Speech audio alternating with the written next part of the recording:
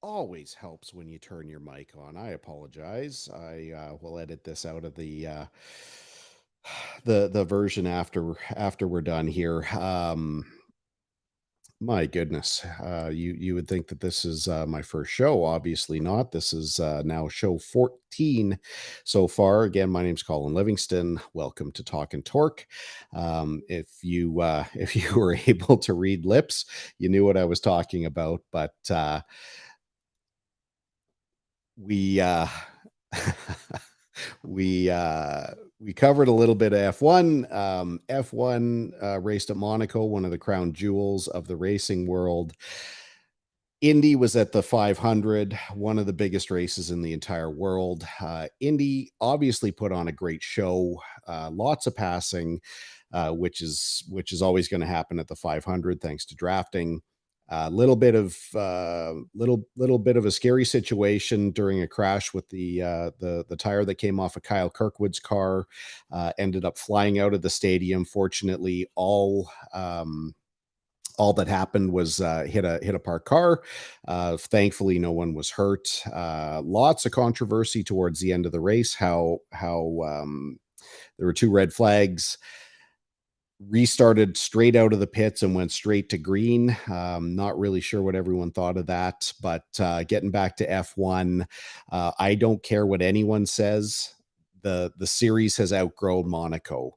Talking heads like Martin Brundle, saying that the race was made on the weekend, the race was won on Saturday.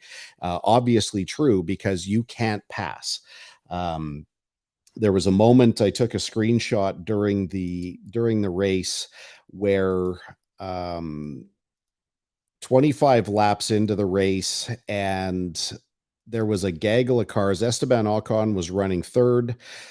He was 17 seconds behind Alonso in second place, and then immediately behind him, Sainz, Hamilton, Leclerc, Gasly, all running within about a second and a half because they couldn't get around them. They were running about a second a lap faster and just couldn't. There's just no opportunity to pass. I don't know why uh, people can't see, that this is really a money deal more than it is a racing deal.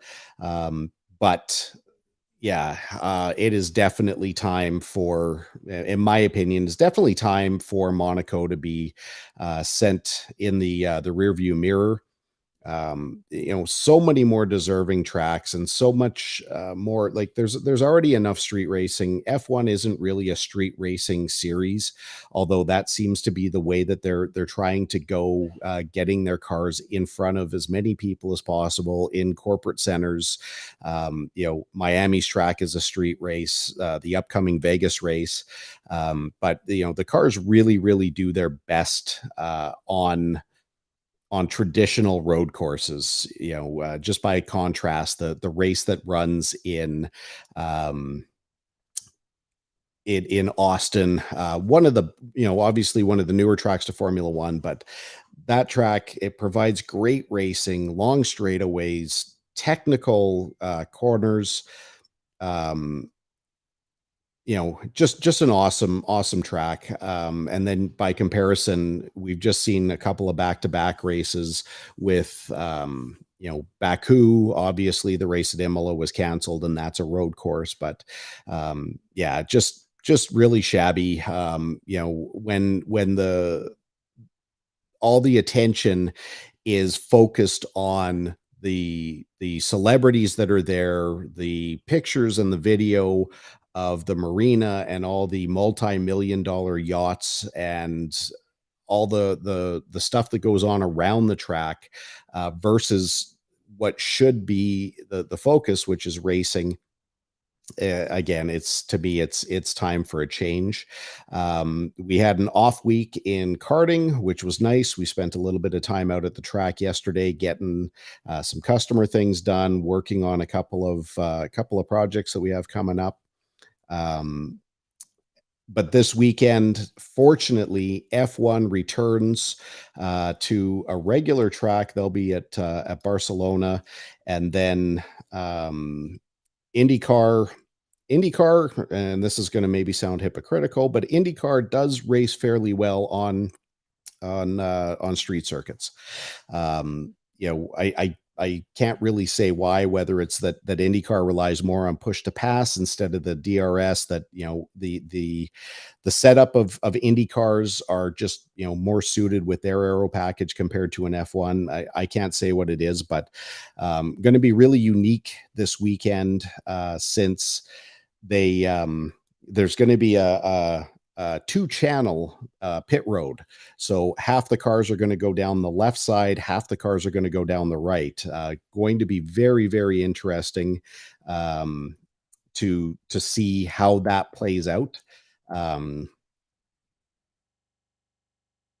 sorry. Let's see what Positive Mike has to say here. Positive Mike, not really enthused with the upcoming IndyCar race on Detroit streets. Sorry, Mike. I mean, I will always be a champion. Detroit, obviously, home to the motor industry, the automotive industry in America. Penske, one of their home bases. Obviously, Mr. Penske owning the series. They know what they're doing. While there's probably going to be some hiccups with a first year event, I trust that they know what they're doing. They've invested heavily in the old facility at Belle Isle. I think the number I heard was almost $15 million over their time there. Now it's time to start. It's time to channel resources somewhere else. That's going to be.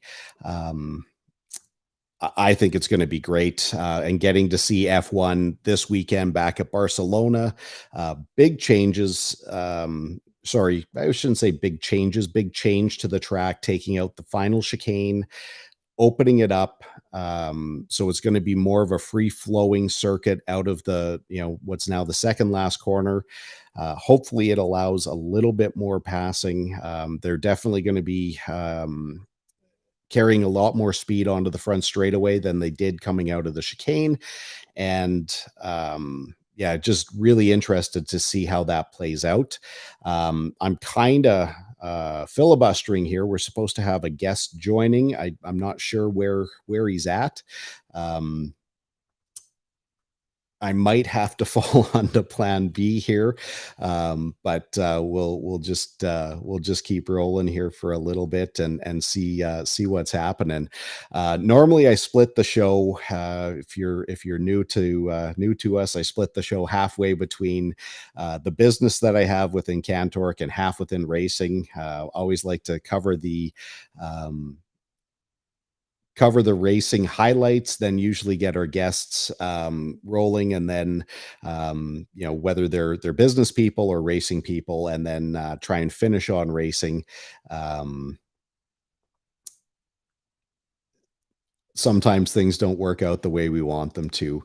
Right now, we are in the middle of a hiring spree. We're looking to hire a couple of technicians, and it forever perplexes me the level of nonsense that we see when it comes to resumes and what people do or what they'll submit. Now, I understand when you're looking for a job, you'll try just about anything, but there's also got to be a level of common sense that says, here's what a company's requirements are. I don't hit any one of them, so submitting my resume is slim to none with slim on a bus out of town. Over the last week, I've seen, I probably looked at 250 to 300 resumes. And I've pulled a couple just, because they were so indescribably bad. I've eliminated the applicant's name. But here was the first one that came in, and, I will say that, this person did not get an interview. But as you can see, I am applying for the position at this organization, company, corp, bank, or etc., you're supposed to change these things. You're supposed to fill in and make it personalized. And unfortunately, this applicant didn't actually figure that out, but listed attention to detail and ability to follow instructions as one of their skill sets. So that was classic. I mean, obviously, it's good for a chuckle, but little disappointing. If you're in the audio only version, the graphic I have up right now is about 10 sentences where there's 15 different locations where they were supposed to insert our company name, insert what the position is, et cetera, and never once did it. So frustrating, but at least good for a laugh. Then we had this one. Our job ad basically says that, you know, you need to be mechanically sound. You need to have a bit of a background. We don't want someone from within our industry because I don't, you know, personally, I don't like hiring from competitors. I don't want them to hire from our staff. I don't want to get access to anything that any of our competitors have. I don't want their customer list. I don't want their pricing. I don't care. We run completely independent. I don't hire from our customers, and I don't hire from our suppliers. Other than that, I ask people to put a paragraph in why they think they'll be the ideal candidate. Because first of all, I want to see if people have the ability to read instructions, understand the instructions, and just put a couple sentences together, because one of the requirements that we list is that we want people to be moderately well spoken, to be able to communicate, whether it's verbally or in writing. So just show me it's not all that complicated. I got this resume the other day. This has not been edited in any way, shape, or form. This was the guy's entire submission. It says, again, for the audio people, common sense, you want a straight answer. There is always much to filter. Versatile, numerous jobs over various locations and industries. Education, experience, ambition, spelled incorrectly, meets Edmonton. Where are my six figures? Show me the money. We didn't move that into the maybe pile, and we didn't move that to into the we're going to contact you. I guess in one breath, admire the tenacity, admire the cojones that it would take to throw something like that out there. I don't think there's a company in the world that would offer someone with a spelling mistake in their 4-line submission a six-figure salary, maybe in pesos, but yeah, kind of frustrating. But these are just parts of what we deal with on a regular basis. Maybe I need to get better at writing my ads, although I've run my ads through a number of consultancies, and seems to be what written to get what we're looking for. But unfortunately, we just haven't seemed to find it. So unfortunately, I don't know that our guest is going to join us, so I'm going to fall back to our, to my my plan B, and we're gonna go through some of the highlights. I don't know that we've actually had too many highlights here in our early days of Talkin Torque, but we've had some pretty significant guests, and obviously, like anything, our show has evolved. It's morphed. It's changed. I've gotten a little better at video production. I've changed the lineup a little bit, changed the intros, changed the outros. Well, look at this. We got our good friend Rich Engel, who at some point, Richie Rich is going to be one of my guests if we can convince him that this isn't all that scary, and that he and I will be able to carry on a conversation. I've only known Rich for 30 years. Consider him pretty much, shouldn't say pretty much, consider him my big brother. We should be able to talk here for a little while. And the fact that we do business together, Rochelle, and know each other quite well, it won't be so scary. The good news with podcasts, Rich, is that you can have a drink. You can have multiple drinks if you need them, and not worry too much about it. But um, I've got a couple of video clips here. I'm gonna, chat a little bit about each individual thing, kind of where it goes. But um, this was day one of Talkin Torque. I had no idea what I was doing. I think I was about 5 to 10 minutes late because I sat in my chair too afraid to hit the go live button, and when I did, I just kind of rambled on. I kind of remember what I talked about, but here's how it all started.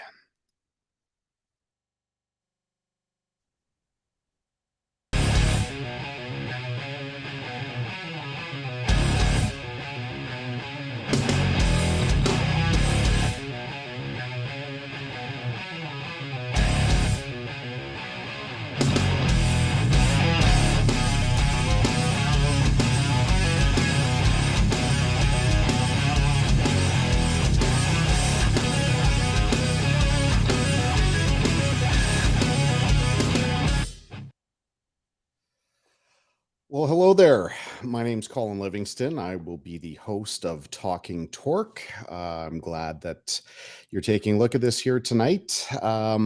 Sent out a bio earlier today, a little bit of an introduction of what to expect. My life basically revolves around two things. I own a business called Cantorque, a very proud owner of our little industrial manufacturing company. And the rest of the time, I race. I still work as a crew member with a NASCAR Pinty series team. I still actively put my helmet on and get to race my go-karts. I own a company called CRG Racing, which is the factory distribution point for CRG race carts. So I sell parts and pieces and help support other racers. Cantorque is a industrial manufacturing company. We specialize in hydraulic torque tools, hydraulic stud tensioners, nut runners, impact sockets, mechanical torque tools, basically anything you'd ever use to tighten and loosen an industrial fastener. Yeah, hair's a little bit shorter. Sounds a little bit better, and yeah, not quite as anxious anymore. That slowly started to figure out how to put this together. I haven't done a solo show since then. Been very fortunate. Even along the way, we've done a couple of two people in one show where had a racing friend and then had one of my distribution partners in the office, and we slid them in the night I did the show with my good friend Dominic Fugère, the main man behind the Grand Prix of Trois Rivieres.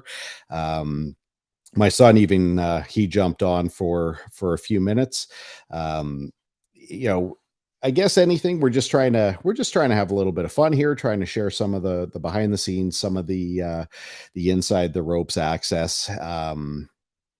You know, um, Show two, I was able to bring on a good friend. I call everyone a good friend, but they truly are. Spend a lot of time with these people, whether it's at the racetrack or within business. John Taskinen's been a very good friend for the last bunch of years. We do a lot of racing together, and was a lot of fun to have him on and talk about his business, Snubco, who also represents Cantorque around the world, and we also do a lot of racing together with our CRG program. Here's a little clip of John talking about a little bit about what they do and the challenges we all faced during the time of COVID. It. So, I mean, for people who are watching and maybe don't understand, like obviously everyone has their own COVID story of how they maybe lost their job, they lost this, that, or the other thing. It within the world of business. I mean, it's been what are we at 3.5 years now, and we're just slowly starting to lick our wounds and get back to normal. Yeah, well, it takes a lot of time in the international market too. I mean, North American market reacts a lot quicker. But yeah, the international market, especially when you're talking about companies like Aramco and ADNOC, and everything takes so long. And a lot of it's starting over. I mean, people left. People you might have been engaging with in 2019 are no longer there. It was great to have John, come in. Snubco is an Edmonton-based business doing crazy good things, and some of the solutions that they're coming up with some of their local solutions, things like line freezing, hot tapping, things like that. It's so impressive. John was here today. While he was here, received a call from a customer who was experiencing a very specific type of leak, basically a pinhole type leak on a, I don't want to say too much because I don't want to give the customer away, but their solution was going to be very, very economical compared to what the potential for damage was going to be. And just, listening to John walk through the troubleshooting process and how things could be solved was just awesome. Getting to see those kinds of things on a daily and weekly basis, truly inspiring. Pushes us to move in a different direction as well, to make sure, or to reaffirm that we're always trying to put our customers' needs ahead of our own, and to make sure that our solutions are not focused on profit loss, things like that we make sure that we get the problem solved, and make sure that our customers needs are taken care of. There's also a little bit of fun along the way. One of my again good friends, Daryl Harr. Daryl is the owner and operator of Westworld Computers, who is Apple's very first dealer in Canada. Still to this day, they're a very strong Apple partner that they have to spend time competing with Apple directly. Apple obviously has the Apple stores. They're opening up all over the place, and while they have legacy at Westworld Computers, it can be a challenge. But Daryl's also a racer, and he's competed at some of the highest highest levels of NASCAR, making it to the Xfinity Series, doing a number of races there, running in the old K&N West. Just a super guy, still traveling around North America, operating race teams, and working to get more people involved in racing. Had a lot of fun with him, and here's one of the snippets that came from that show. Are the same opinion, but I want to know what keeps you coming back to that, or why am I wrong? Well, no, to be candid with you, I mean, I don't watch a lot of NASCAR these days. I don't watch, for whatever reason, a lot of racing, period. After having a 20-some year career, and I still have my car, and I still do driver training, and I am still working with a pro race team, and I still want to go racing. It's something where you're right. From the outside looking in, you always see the politics. You always see the game play, or whatever the game control, whatever they would call that, game management, we'll call it. Like, you have to have your competition yellows. You got to have, it seems like there's, but that went away in large part once they started stage racing. Yeah, well, and that's what I mean by the stage racing. Yeah. That, and but I do agree with you. I think that NASCAR definitely had such substantial growth over the 90s and the 2000s, like where they took Daytona from 60,000 seats, I think, to like 150,000 or more in the course of about 5-year period. And when the scalpers started coming in, when you went to Bristol, and now you're paying $1,000 a night for a hotel and $500 for a ticket, everything has its rubber band effect. And NASCAR's rubber band snapped probably about 5 years ago, and they had to start really trying to figure it out. The cost to go racing was insane. I would drive down to an Xfinity race that I was trying to qualify for in Kansas, and I get sent home because we weren't fast enough. And that's a tough pill to swallow. But now they've gone to these franchise things where you're in the race no matter what, which does that take away from competition? Maybe. But I tell you what, like they're trying to balance affordability for the sport. It's stupid. We'd walk away with a $20,000 tire bill and not qualify. Yeah. Like it's ridiculous. So they've got so many priorities that they're trying to balance and try to get the racing closer. I don't envy the position that those guys are in. When I was racing in Las Vegas, actually, I was in the Xfinity series. Dale Earnhardt Jr. tried to come around on his qualifying test run, and I was up by the wall, and he ran into me about the start-finish line and put a donut on my door. And NASCAR came up to me and said, give the superstars some room, Daryl Harr. So I saw Dale Jr. in the driver's meeting and said, man, sorry, I got up in your way there. He's like, oh, fuck, my car is handled like a bag of shit. You're the only thing that prevented me from hitting the wall. Thanks. Yeah. Love that, having our local guy, Daryl, tell such a great story, being able to throw around Dale Earnhardt Jr.'s name like it's no big deal. And at the time, obviously you're doing everything you can to stay out of the way. And then because it was Dale Earnhardt Jr., one of the most popular drivers in NASCAR history, against St. Albert product Daryl Harr, NASCAR actually came to Daryl after and said, hey, listen, you got to give this guy room. So they put on a certain set of glasses that doesn't necessarily reflect what happens on track. But the laughter and that smile that you see coming out of Daryl, that's there 24 hours a day. Every time I see the guy, he's always laughing at everything. Hoping to get Daryl lined up to get back in a couple of go-kart races here before the end of the year, and really remember what it's like to have to use your muscles to drive a car instead of all the cushy comforts that his new cars have with power brakes and anti-lock and traction control and power steering and all that, things that we can't even imagine in go-karts. But it's not always racing. We've had outside guests as well. One is the owner and operator, hell of a nice guy of my home gym, Aaron Bold. Aaron being a professional lacrosse player for a number of years as a goalie. We covered a lot of ground with the operation of the business, the challenges they went through. Obviously for them, COVID hit extremely hard because here in Alberta, we were required and they were required to shut down completely. They couldn't open their doors, aside from employees going in to deal with certain things, but there was no customers under no circumstance. We weren't even able to go in there wearing masks. So that really hurt, obviously, cash flow.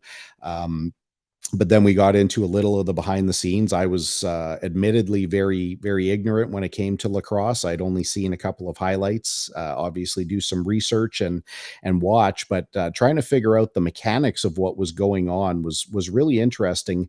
I really like the goalie position, whether it's hockey or lacrosse. Obviously, Aaron is a goalie, and I wanted to know. I'll throw the question up after, but I had a really hard pressing question, and he was great to answer it.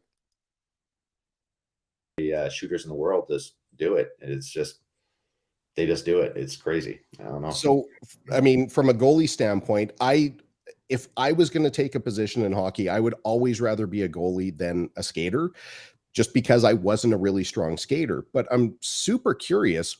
What do you wear for shoes? Because I'm thinking about wanting to slide side to side. You want to kind of be able to slide. You don't want to have like really sticky footwear, because if you catch your foot, you can twist your ankle. True. But now I understand with the sliding, but I think that's more kind of to do with like skates, where you kind of push off from your skate, you're on a pad and then you get back up and you kind of etch your other skate to kind of hold your position. I wear just basketball shoes, New Balance basketball shoes. Believe it or not, anything special. Even though sometimes we get hit in the toes and we'll have a nice little bloody toe or whatever. But yeah, I like having the grip because myself, I'm a bigger goalie, yes, but I also like to be, I'm a very positional goaltender. So people, always say that I'm really good with my angles, and that's what I try and do is teach the young adolescent kind of goalies out there is it's all about angles. It's all about angles, footwork, position, because 80% of the time, if you are in that angle, you're going to have a better chance to stop. And if you can't react to it, compared to having not so good angles, and you lower that chance dramatically just by footwork and knowing where you are in your nets. So Yeah, which goes back to my father-in-law's concept that if you're in position, that's exactly. really what he's saying is if you're in position, that's 90% of the battle. You got it.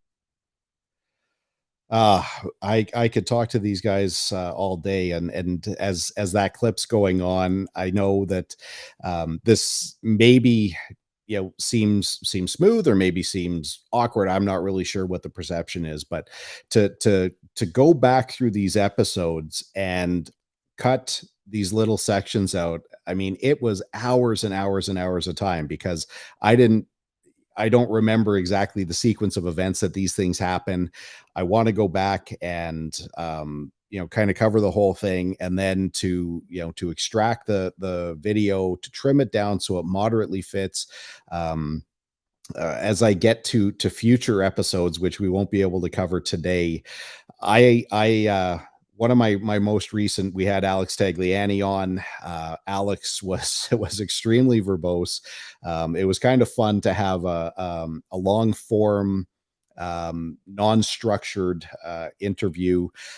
For me, being the interviewer is still very strange, but there's a lot about Alex that I know, and I don't think a lot of people did, and I won't be able to put this up because just won't have time. But it was a simple question. We were an hour and 32 minutes into the show, and I said I have one more question.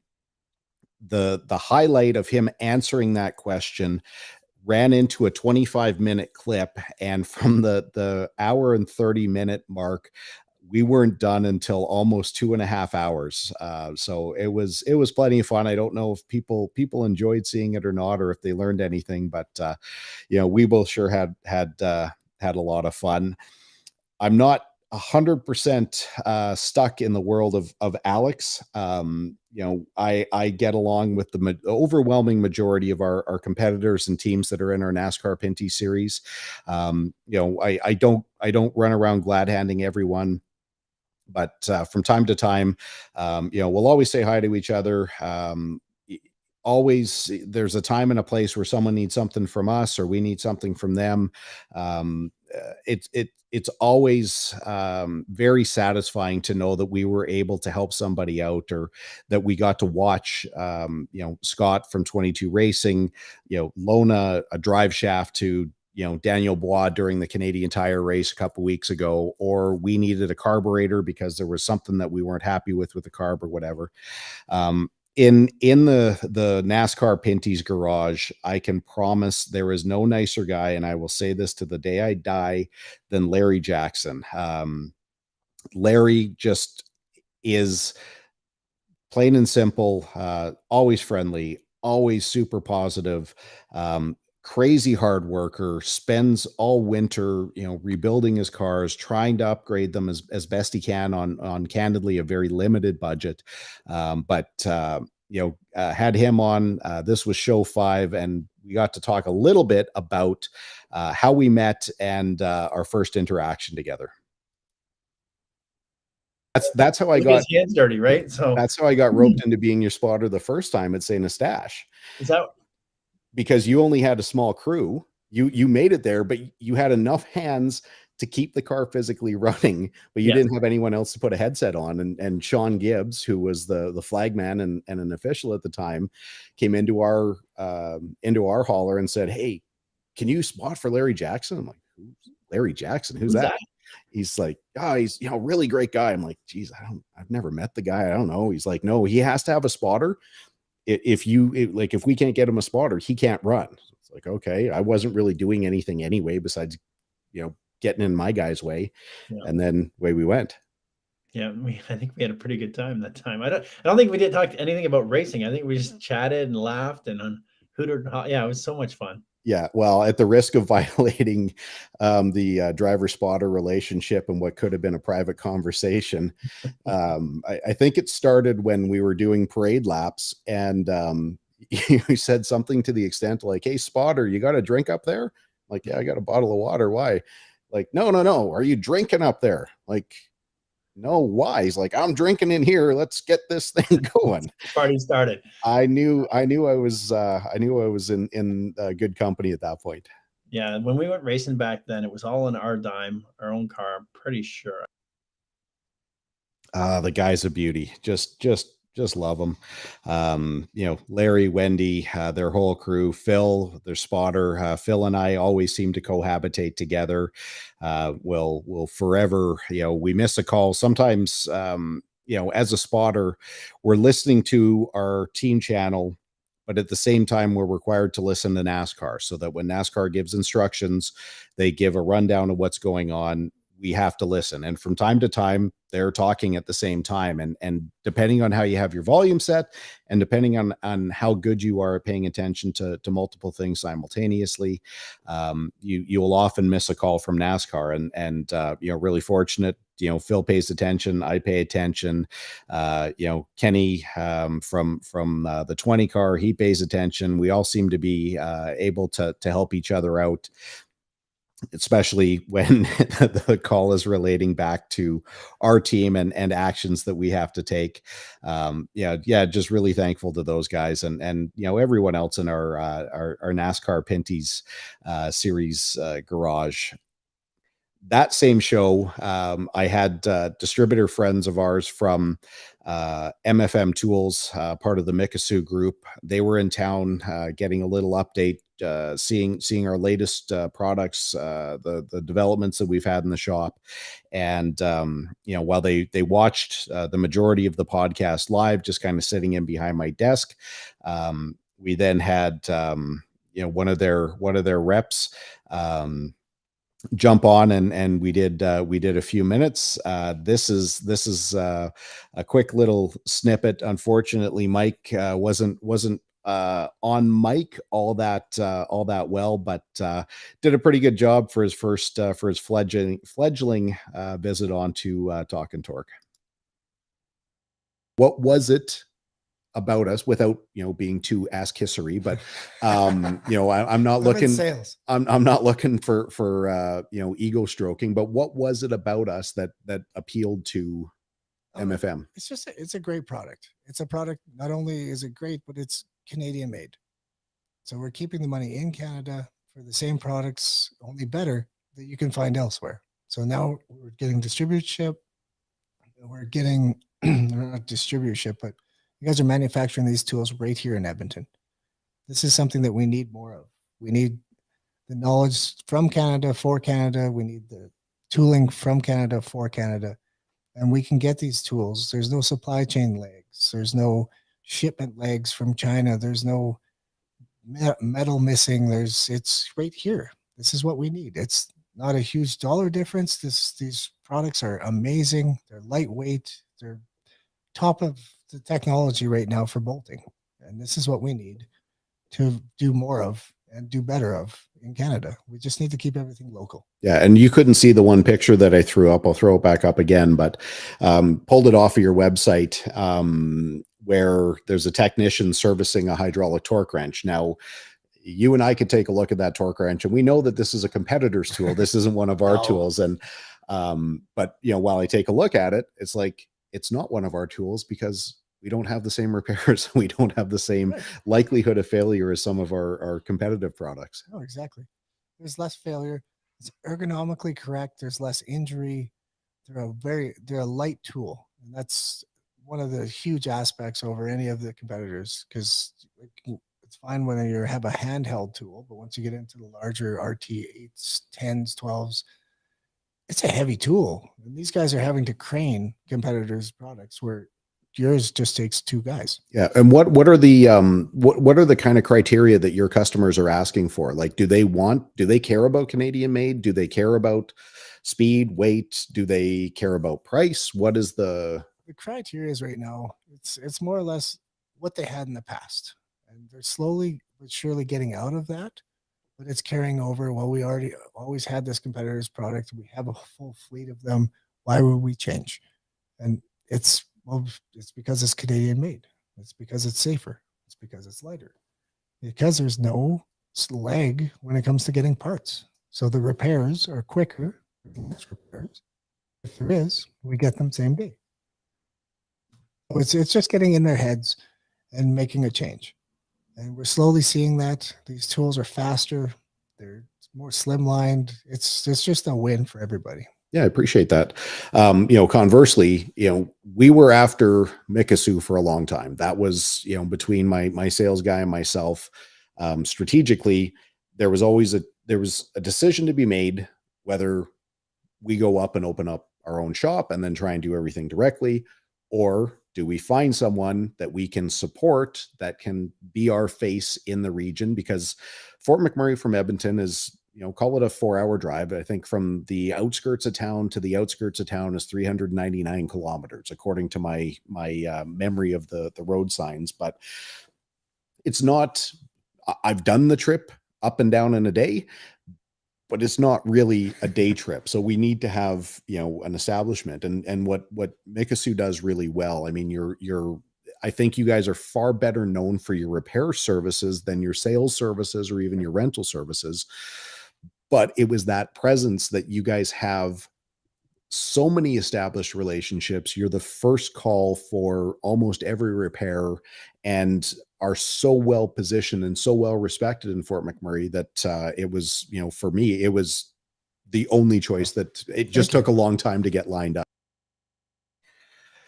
Mike Wagner, thank you so much for that, giving us the time. Obviously, we turn it into a bit of a commercial for both Cantorque and for MFM Tools, but those guys are really the established repair business in Fort McMurray and do such a great job, especially because they're First Nations owned, and really help contribute and help get back and give back to the community.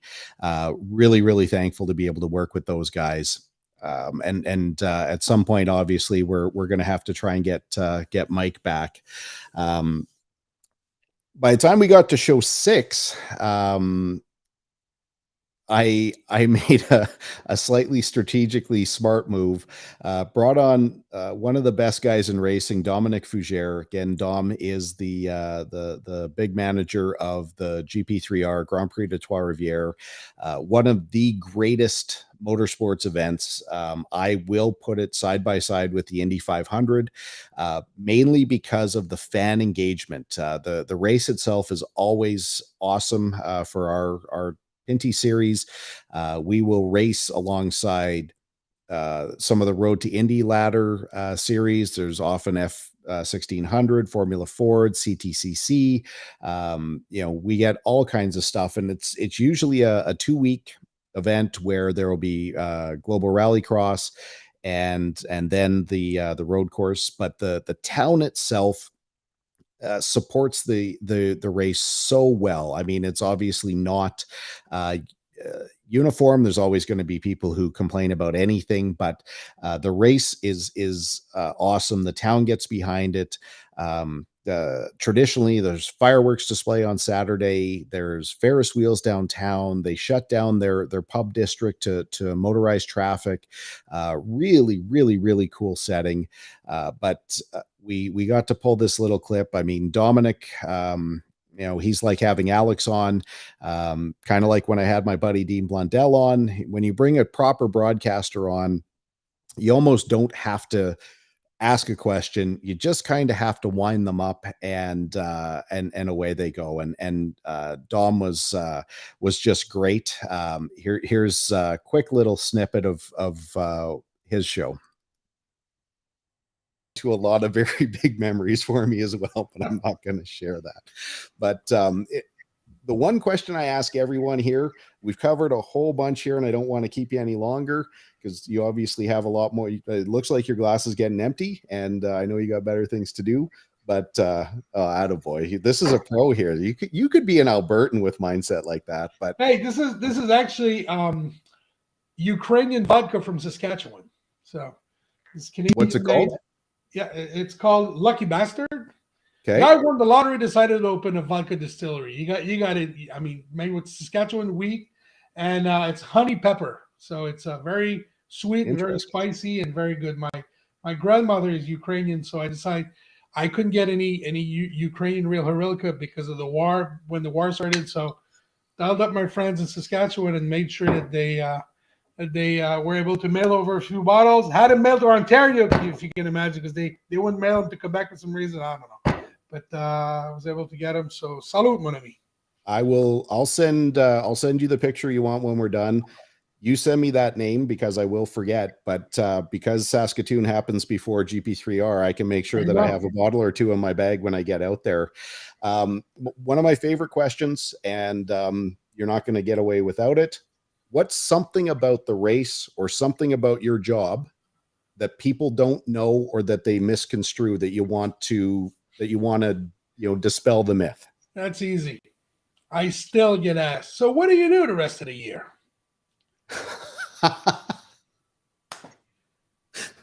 It's only 2 weeks. Can't keep you that busy. So what's the answer? What do you do with the rest of the year? What I do is that I start working on the future editions. Plus the past, we got all the accounting to do to go through. And, of course. No, I get it. Yeah, that's probably one of the big misconceptions. And the other one, which I won't call it a misconception, but it's something that people need to be aware of.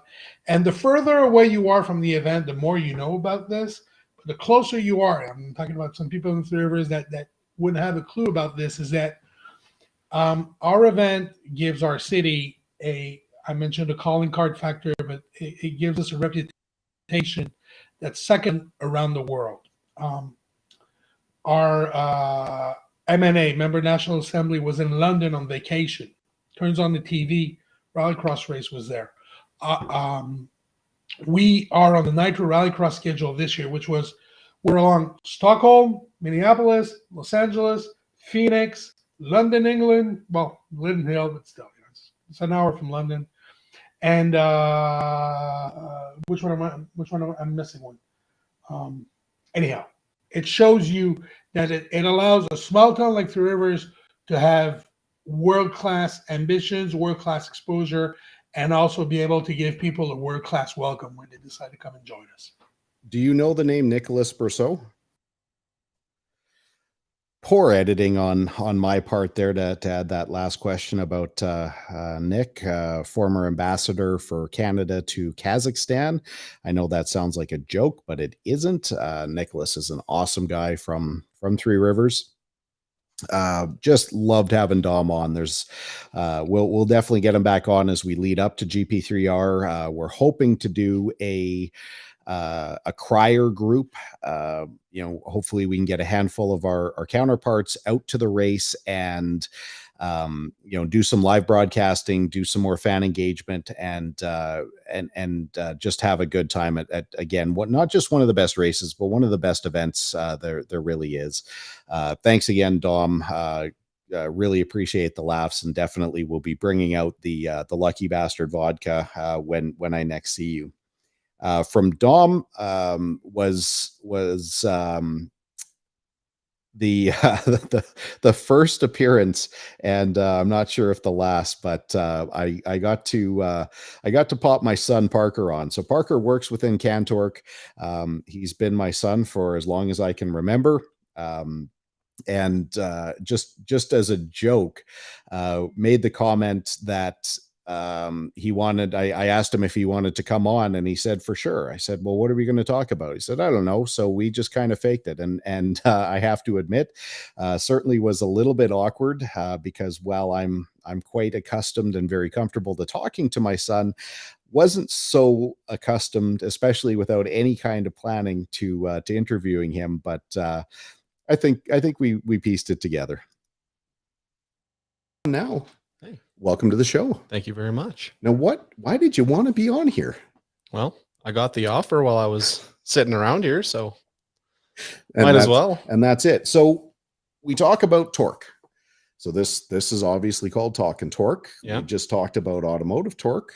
Yeah. Let's talk about industrial torque. What is it that you do? Well, I am the lead service technician in your shop, Can Torque, and I'll deal with a lot of the rentals, new sales orders, helping customers, all that fun stuff. Cool. So Yeah. what is something about your job that people misconstrue or people misunderstand that you have to correct them? Ooh, I didn't think that I'd be getting that question too.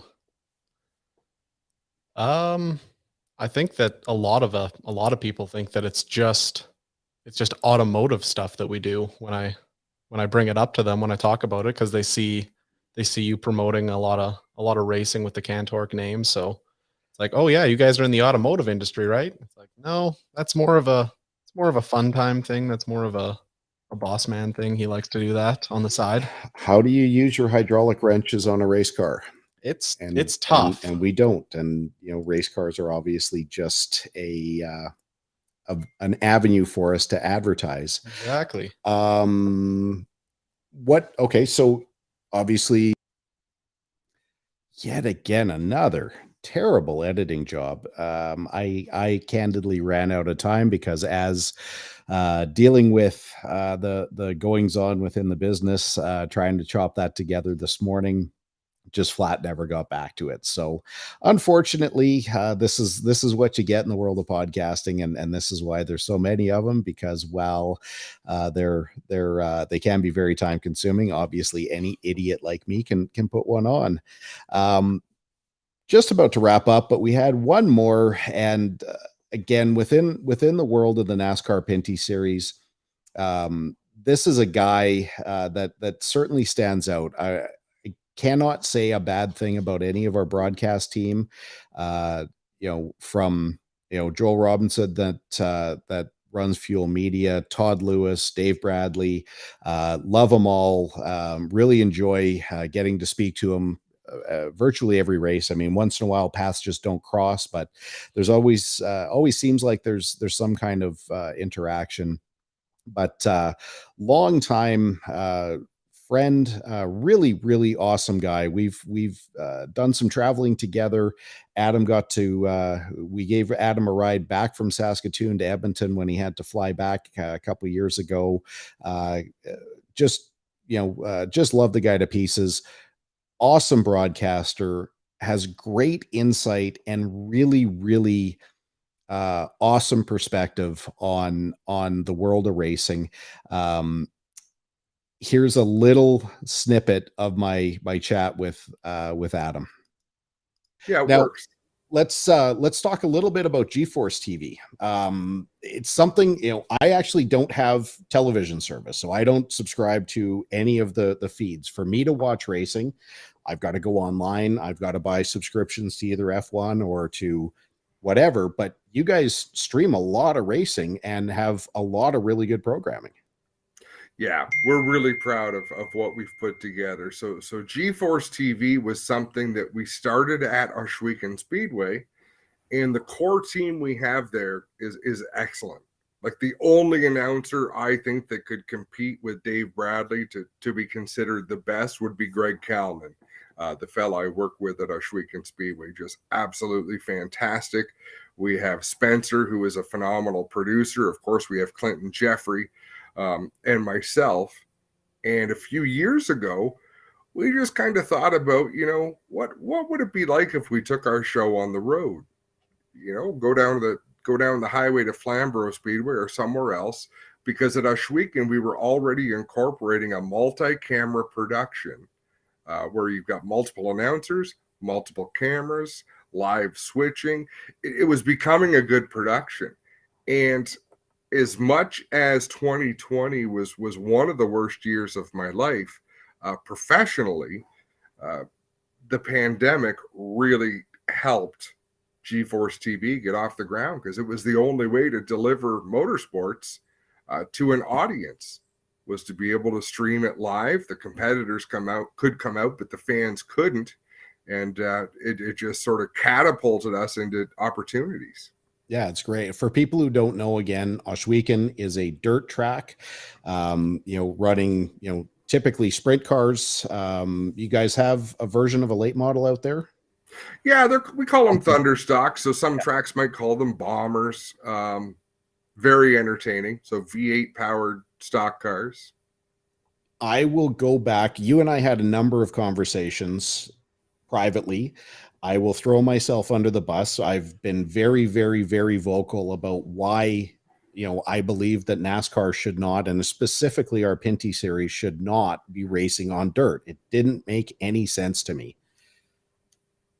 We went and did the race last year, and I have to say, without any hesitation, I was so wrong that I think we put on a pretty good show for a bunch of guys who don't race on dirt. At the same account, we don't put on nearly the show as a field of sprint cars running 3 and 4 wide, 30 miles an hour faster than us. But I think we did okay. I don't know what the fan feedback was, but it was the first time in my life that, first of all, I was able to call 5 wide, and it was the first time that we went more than 3 wide that I didn't care. We could do it. Like, we just knew that it was fine. You had to understand, if you wanted to enjoy it, you had to embrace what it was. And it was a bunch of cars that weren't built to be raced on a dirt track, but they're perfectly capable going out there. And as you say, were they setting the world on fire in terms of top speed? Well, not if you put a sprint car out beside it that's built to be on that racing surface, but there was phenomenal action. You're going to see how well it was received, Colin, this year when the crowds are even bigger, because I didn't hear from anybody, and this is not an official poll, but I didn't hear from anybody who was there who isn't itching to go back and see some more of it. And that's 100% testament to Glenn Stiers and Clinton Jeffrey, which were the 2 guys that I saw doing, more than anyone. The difference between a shitty event, a mediocre event, and an event like we had is the hospitality that we're shown. Sometimes we go to a track, and I'm not going to throw anyone under the bus, but we're made to feel like we're not really welcome there. We don't really get any instruction. We don't really know where we're supposed to set up this, what we can do for that.